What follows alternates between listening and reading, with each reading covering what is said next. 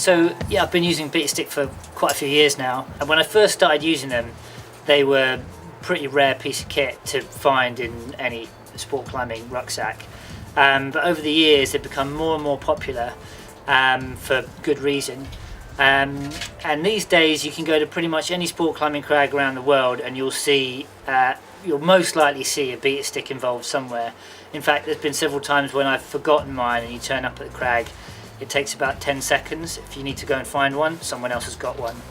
So they're a pretty standard piece of kit these days. And that's because they've been a major success story. They really do work. However, over the years, there have been several things that, everything needs modernising. And what Beta have come up with now is the BetaStick Evo, which is a definite step up from what went before. The two main things areas that they've improved on really is obviously the pole and the head.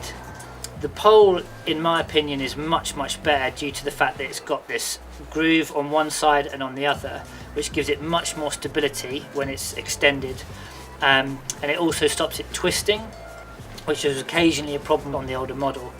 There's absolutely no way that it can twist now.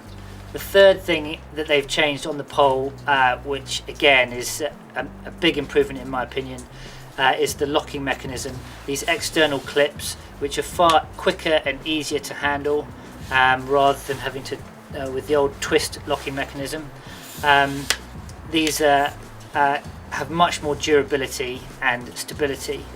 So the head looks very similar to the original one, but there are a few slight changes which vastly improves the functionality of this one compared to the old one. Not only can you place quick draws remotely, but you can now retrieve your rope much easier with this little hook feature. You can remove quick draws from bolts remotely, and you can also lasso clip. Lastly, there's this little eyelet here, so you can clip it to your harness with a carabiner or a quick draw, which means the heavy end is hanging downwards and it's much more stable hanging on your harness, and there's no way that it can flip out. There's a couple of other little small changes which are subtle but really do improve how it works.